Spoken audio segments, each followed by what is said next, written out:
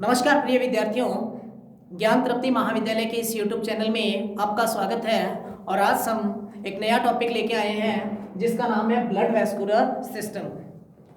तो देखो, blood vascular system क्या होता है, किस प्रकार का होता है, यानी कि रुधिर, ब्लड का मतलब रुधिर, वेस्कुलर का मतलब संवहन और सिस्टम का मतलब तंत्र, रक्त संवहन तंत्र।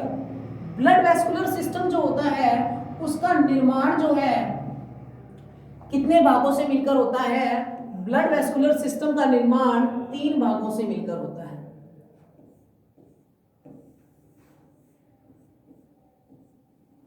जिसमें सबसे पहला आता है हमारा हार्ट, यानी कि हृदय। दूसरा जो हमारा टॉपिक है, दूसरा जो पार्ट होता है, इसको हम कहते हैं ब्लड वेसल्स,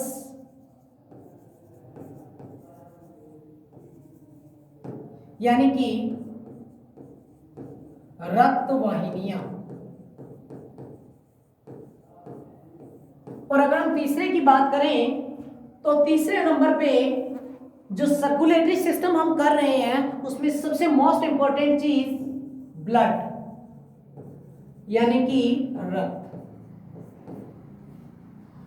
तो ब्लड वेस्कुलर सिस्टम का निर्माण होता है 3 भागों से मिलकर, हृदय, रक्त वाहिनियां और रक्त। यानी कि रक्त संवहन तंत्र जो है 3 भागों से मिलकर बना होता है, जिसमें सबसे पहले जो है हम बात करेंगे हार्ट की।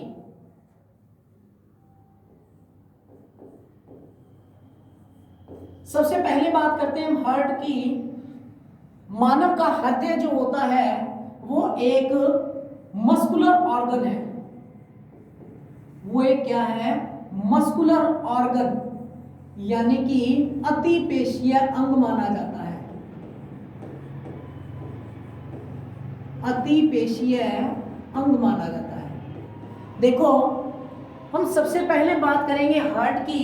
तो हार्ट से पहले मैं यहां पे हार्ट का डायग्राम बनाना चाहूंगा ताकि आपको हृदय के बारे में समझाया जा सके। हम सबसे पहले बात करते हैं किसकी?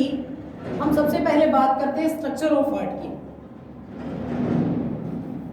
हमारा सबसे पहला टॉपिक जो रहेगा हार्ट से रिलेटेड, हार्ट से रिलेटेड जो पहला टॉपिक रहेगा उसमें आएगा स्ट्रक्चर ऑफ हार्ट, हृदय की संरचना। तो देखो, हम हृदय का डायग्राम नॉमिनेट करते हैं यहां पे।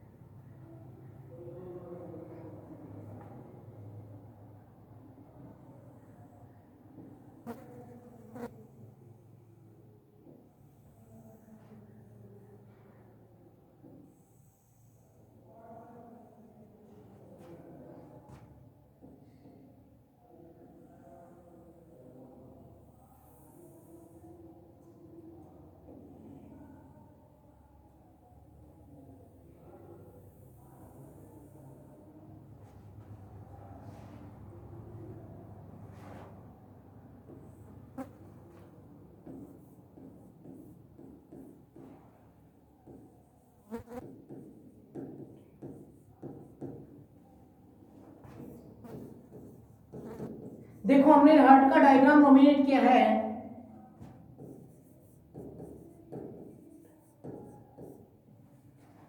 मानव के हार्ट में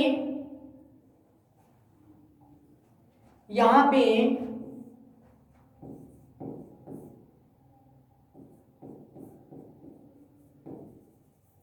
लेफ्ट वेंट्रिकल यानी कि जो ऊपर वाले चैम्बर हैं उनको आर्टरियोल्स कहा जाता है या एट्रियोल्स कहा जाता है, जिन्हें हम कहते हैं आलिंद। और नीचे वाले जो सेप्टम है यानी सॉरी जो नीचे वाले चैम्बर हैं इनको कहा जाता है निलय, लेफ्ट वेंट्रिकल और राइट वेंट्रिकल।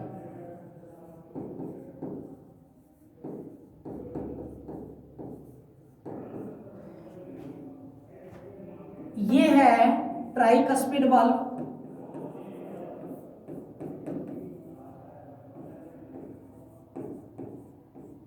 और ये है बाइकस्पिड वाल्व।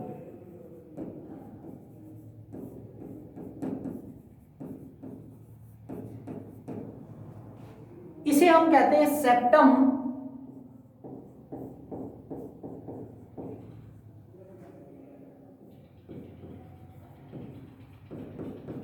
विभाजित पट्टिका,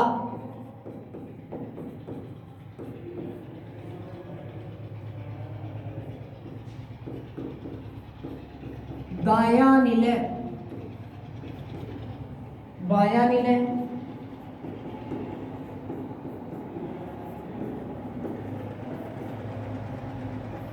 द्विवलन कपाट,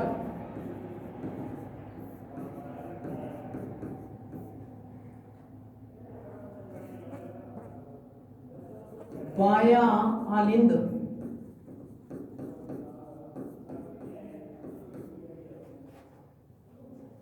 ट्राइकस्पिड को त्रिवलन कपाट, लेफ्ट एट्रियोल्स को दायां आलिंद।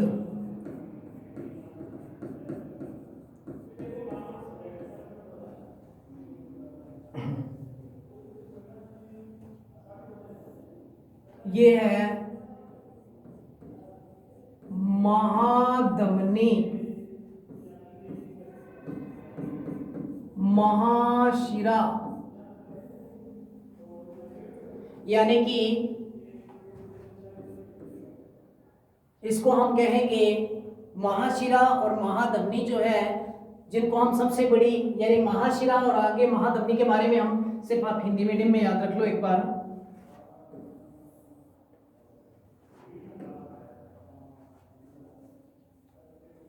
अब हम बात करते हैं यहां पे पहला छिद्र, इसको कहा जाता है सुपीरियर वेना केवा, इसे कहा जाता है इनफीरियर वेना केवा।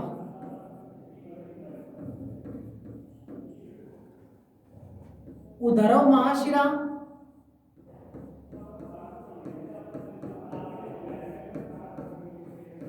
निम्न महाशिरा।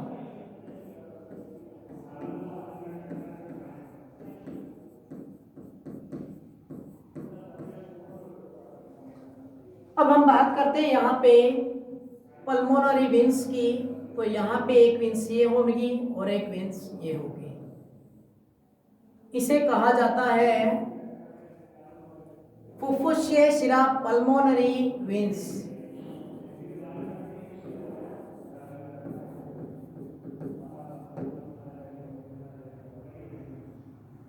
Pulmonary veins. अब देखो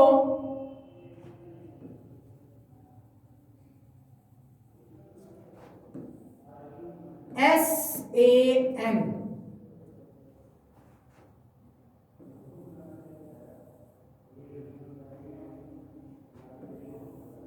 AVN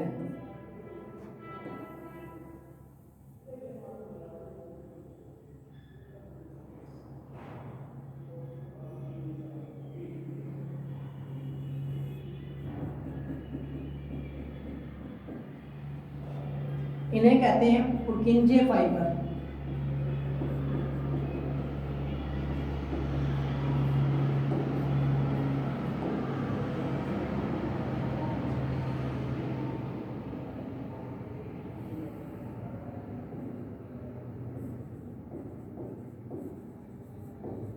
बंडल ऑफ हिज,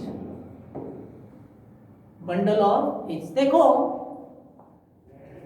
हम बात करते हैं हार्ट की स्ट्रक्चर की, तो मानव का हृदय जो होता है, सबसे पहले हम बात कर लेते हैं मानव का हृदय जो होता है।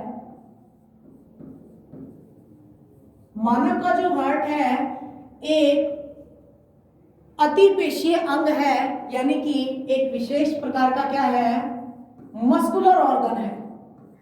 मस्कुलर ऑर्गन का मतलब होता है मानव का हृदय एक अतिपेशीय अंग होता है जो कि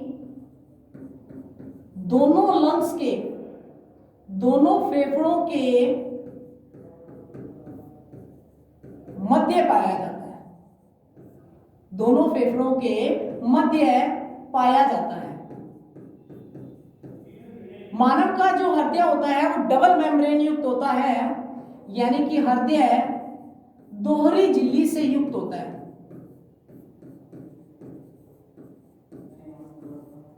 अब मैं आपको एक बात इसमें बता दूं कि मानव के हृदय में जो यहां पे फ्लूइड लाइक स्ट्रक्चर पाई जाएगी इस तरीके से, इसे हम कहते हैं पेरिकार्डियल फ्लूइड, पेरिकार्डियल फ्लूइड, परिहृदय द्रव्य। देखो मानव का हृदय जो होता है वो एक अतिपेशीय अंग माना जाता है जो कि दोनों फेफड़ों के मध्य अवकाश में पाया जाता है, यानी दोनों फेफड़ों के मध्य पाया जाता है। अगर मैं इसकी स्ट्रक्चर को लूं तो मैंने आपको इससे पहले ये स्ट्रक्चर बना चुका हूं मैं, फिर भी मैं आपको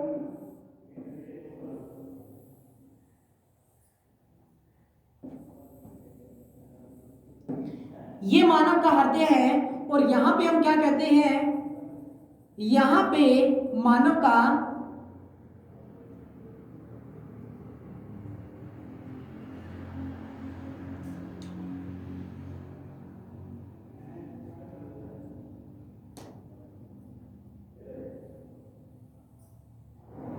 यहां पे मानव का क्या पाया जाता है, यहां पे मानव का हृदय पाया जाता है, हार्ट पाया जाता है। यानी मानव में जो दोनों फेफड़े हैं, अगर बात करें हम तो मानव की ये दोनों फेफड़े हैं, इन दोनों फेफड़ों के अंदर यानी दोनों फेफड़ों के मिड पार्ट में क्या पाया जाता है, एक छोटी सी संरचना पाई जाती है जिसे कहते हैं हृदय। हृदय जो होता है एक मस्कुलर ऑर्गन है, मतलब मांसपेशियों से बना हुआ एक विशेष प्रकार का अंग है जो कि दोनों फेफड़ों के मध्य पाया जाता है। ये दोनों फेफड़ों के मध्य है और मानव के हृदय में, मानव का जो हृदय होता है डबल मेम्ब्रेन युक्त होता है। आपको यहाँ पे डबल मेम्ब्रेन दिखाई दे रही है, तो हम क्या कहते हैं, मानव का हृदय जो है दोहरी झिल्ली से परिबद्ध रहता है, डबल मेम्ब्रेन युक्त स्ट्रक्चर होता है और हृदय के अंदर दोनों झिल्लियों के मध्य, यानी कि दोनों झिल्लियों के मध्य पाए जाने वाले द्रव को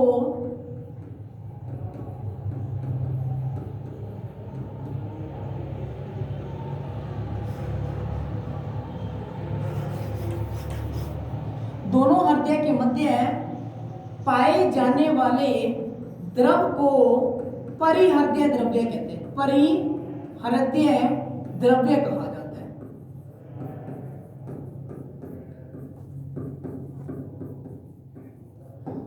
और ये कहां स्थित होते हैं, मानव में जो हृदय है, हार्ट जो है वो थोरैसिक कैविटी में पाए जाते हैं, थोरैसिक कैविटी के अंदर, यानी कि वक्ष गुहा में स्थित होते हैं, वक्ष गुहा के अंदर स्थित होते हैं। अगर हम बात करें ये जो वक्ष गुहा के अंदर स्थित होते हैं, तो मानव के हृदय की जो संरचना होती है, हार्ट की जो स्ट्रक्चर होती है,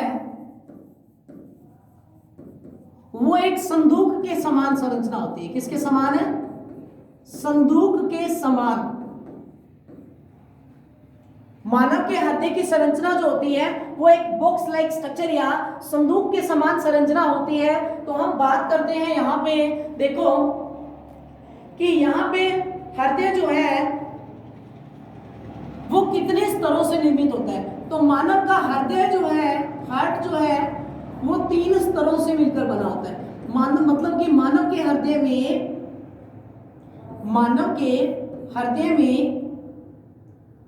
3 स्तर पाए जाते हैं।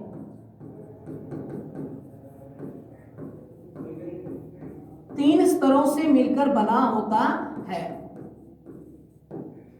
हम ये कहें कि हृदय की जो भित्ति होती है, वाल होती है, वो 3 स्तरों से मिलकर बनी होती है। यानी कि हम ये बात जो कर रहे हैं, ये किसकी बात कर रहे हैं? मानव के हृदय की जो भित्ति है, हार्ट की जो वाल है, वो 3 स्तरों से मिलकर बनी होती है। पेरिकार्डियम, यहां पे सबसे पहला आ गया पेरिकार्डियम या एपिकार्डियम, इसको हम कहते हैं। हम यहां पे लिख देते हैं एपिकार्डियम, मायोकार्डियम, और थर्ड वन जो है वो है एंडोकार्डियम। एंडोकार्डियम। तो मानव का जो हृदय है उसमें उसकी भित्ति में 3 स्तर पाए जाते हैं, एपिकार्डियम, मायोकार्डियम और एंडोकार्डियम। अब हम बात करते हैं, देखो हृदय के अंदर कि हृदय जो होता है उसके अंदर स्ट्रक्चर की, तो सबसे पहले हम इस स्ट्रक्चर को वापस नीचे लाते हैं, जिसके अंदर देखो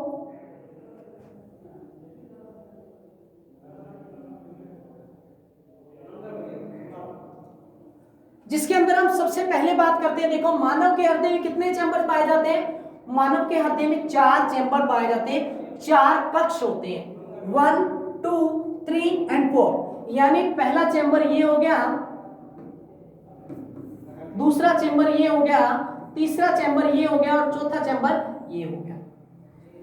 अब हम बात करते हैं मानव के हृदय में। तो देखो मानव के हृदय में कितने चैम्बर पाए जा रहे हैं? टोटल 4 चैम्बर पाए जा रहे हैं।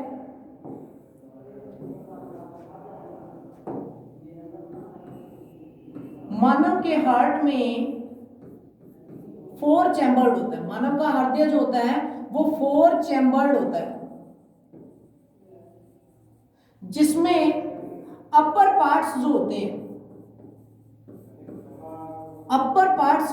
हैं, वो क्या कहलाते हैं? यहां पे आलिंद कहलाते हैं। मानव के हृदय में ऊपर वाले दोनों भाग जो होते हैं वो आलिंद कहलाते हैं, जबकि लोअर पार्ट्स जो होते हैं वो कहलाते हैं वेंट्रिकल या निलय। आलिंद को बोलते हैं एट्रियोल्स और निलय को बोलते हैं वेंट्रिकल। आलिंद जो होते हैं उन्हें हम डिवाइड करते हैं 2 भागों में। एक होता है दायां आलिंद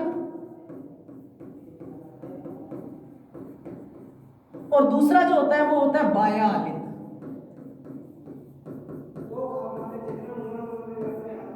इसी प्रकार वेंट्रिकल जो होते हैं वो भी 2 भागों में बंटे होते हैं। एक होता है दायां निलय और एक होता है बायां निलय। देखो दाएं निलय और बाएं निलय में फर्क क्या क्या होते हैं दाएं आलिंद बाएं आलिंद में?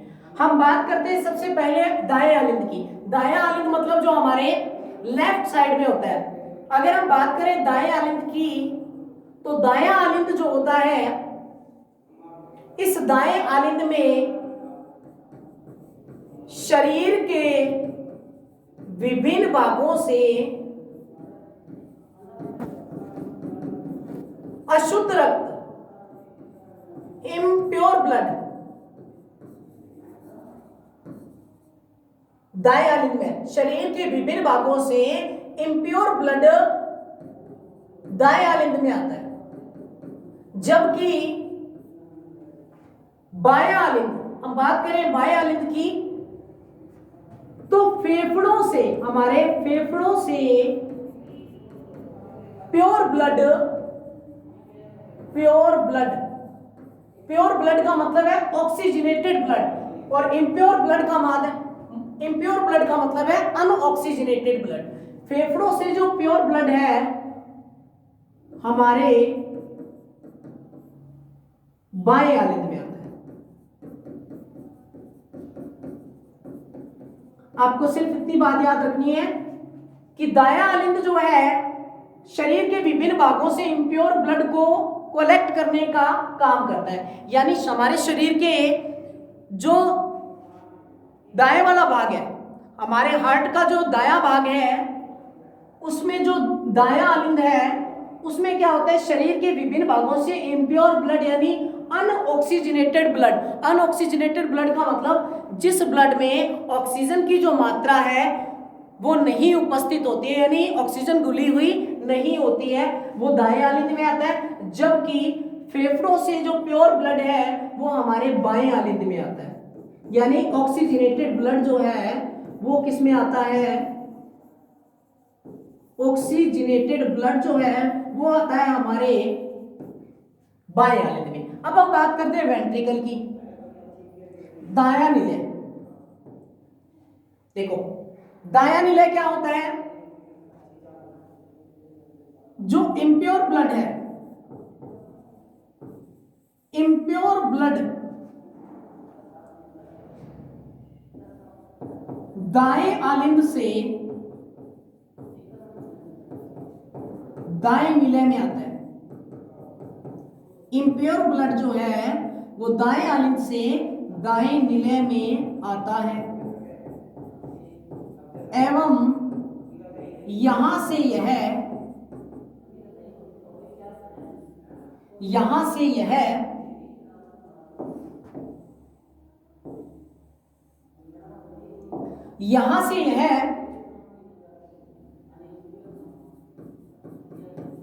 महाशिराओं के माध्यम से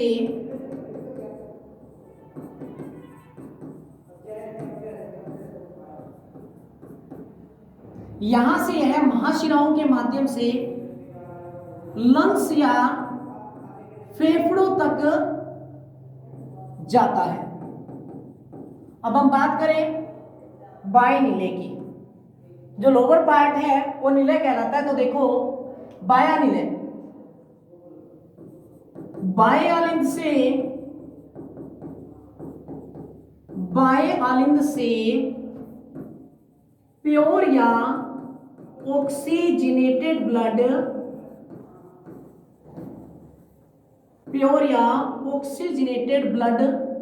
हमारे बाएं निलय में आता है,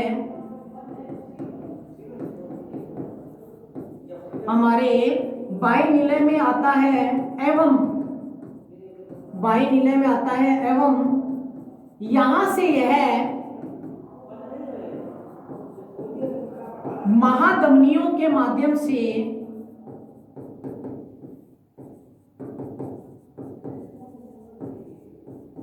संपूर्ण शरीर में वितरित किया जाता है। संपूर्ण शरीर में वितरित किया जाता है। अगर मैं बात करूं देखो किसकी, इस डायग्राम की,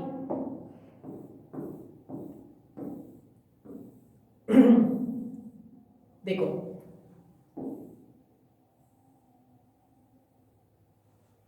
यहां से हम बात करते हैं इसकी डायग्राम की। तो सबसे पहला शरीर के विभिन्न भागों से इम्प्योर ब्लड, देखो जैसा कि मान लो ये इम्प्योर ब्लड है, ये हमारा हृदय है। शरीर के विभिन्न भागों से इम्प्योर ब्लड जो है वो हमारे कौन से आलिंद में आता है, यहाँ पे दाएं आलिंद में आता है। तो दाएं आलिंद के अंदर जो इम्प्योर ब्लड को लाने का काम है वो कौन करता है, दो प्रकार के शिराएं करती हैं, जिनको हमने यहाँ पे डायग्राम के अंदर दिखाया है। एक के अंदर अब यानी देखो हृदय मतलब मानव के शरीर में अपर पार्ट से ऊपरी वाला जो भाग है उससे ब्लड को लाने का काम कौन सी वेना केवा करती है, उदरव महाशिरा। जबकि शरीर के नीचे वाला जो भाग है उससे इम्प्योर ब्लड को लाने का काम कौन सी वेना केवा करती है, इंफीरियर वेना केवा।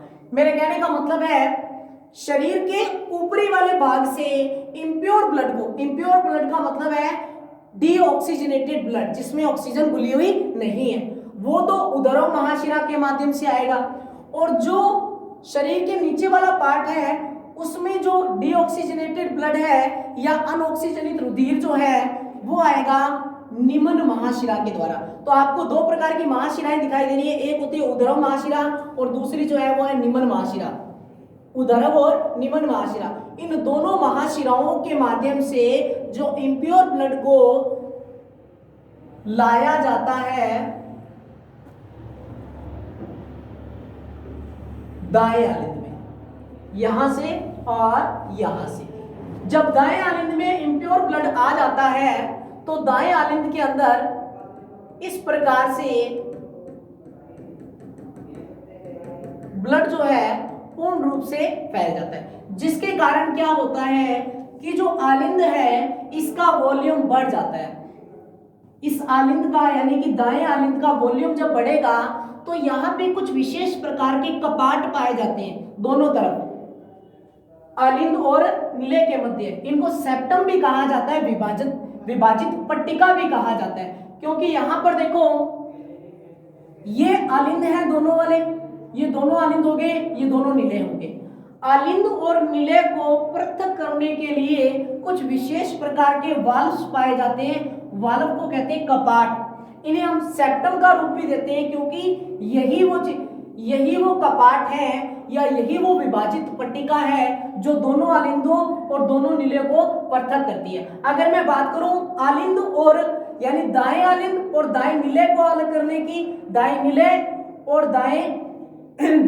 बाएं नीले को पृथक करने के लिए, तो यहाँ पे एक आपको लंबी सी इलोंगेटेड स्ट्रक्चर दिखाई दे रही है। इस स्ट्रक्चर को हम बोलते हैं सेप्टम यानी विभाजित पट्टिका।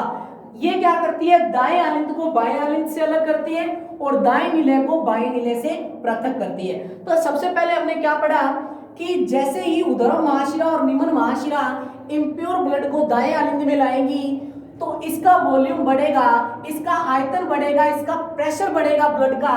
तो ये जो कपाट है दाएं आलिंद और दाएं नीले दोनों के मध्य जो कपाट पाया जाता है इसे बोलते हैं त्रिवलन कपाट। त्रिवलन कपाट कुछ इस तरीके के स्ट्रक्चर का होता है, 1 2 और ये हो गया 3। त्रिवलन कपाट कुछ इस तरह के स्ट्रक्चर का होता है। इसके अंदर क्या है, जैसे ही वॉल्यूम बढ़ेगा, ब्लड का प्रेशर बढ़ेगा, तो ये जो आलिंद है ये दो प्रकार की अवस्थाएं होती हैं, एक होती है संकुचन की अवस्था और एक होती है शिथिलन की अवस्था। जब आलिंदों में ब्लड भर जाएगा, यानी हम सिर्फ दाएं आलिंद की बात करें, जब दाएं आलिंद के अंदर ब्लड पूर्ण रूप से भर जाएगा तो इसका जो वॉल्यूम है, इसका जो आयतन है वो बढ़ेगा, ब्लड का प्रेशर बढ़ेगा। ब्लड का प्रेशर बढ़ेगा तो ये त्रिवलन कपाट है दाएं आलिंद और दाएं नीले के मध्य पाया जा रहा है, ये कपाट क्या हो जाते हैं, ओपन हो जाते हैं। जैसे ये कपाट ओपन होते हैं सारा का सारा ब्लड किस में आ जाता है, यहाँ पे दाएं नीले के अंदर आ जाता है। अब जब ये ब्लड यहां से नीले में आता है, जब इसके अंदर ब्लड भरा हुआ है तो ये कौन सी अवस्था में है, ये शिथिलित अवस्था में है, सिस्टोल अवस्था में है। यानी दो प्रकार की अवस्थाएं होती है, एक होती है सिस्टोल और दूसरी होती है डायस्टोल। यानी आप इसको हिंदी में समझने की कोशिश करो कि जब इसमें ब्लड भर जाएगा तो ये शिथिलित अवस्था में होंगी और जब ब्लड सारा का सारा इसमें आएगा तो ये कौन सी अवस्था में हो जाएंगी, संकुचित अवस्था में हो जाएंगी। इसके बाद देखो यहां पे जब ब्लड आएगा तो ये शिथिलित अवस्था में आएगा। अब जब ये शिथिलित अवस्था में आएगा तो नॉर्मल सी बात है कि इसके अंदर इसका वॉल्यूम बढ़ेगा, इसका वॉल्यूम बढ़ेगा तो यहां से एक मैंने डक्ट निकाली है या एक प्रकार की जो आपको ये ट्यूबलाइक स्ट्रक्चर दिखाई दे रही है, इसको कहा जाता है महाशिरा। यहां से होते हुए ब्लड हमारे पहुंचेगा महाशिराओं के अंदर और महाशिरा जो है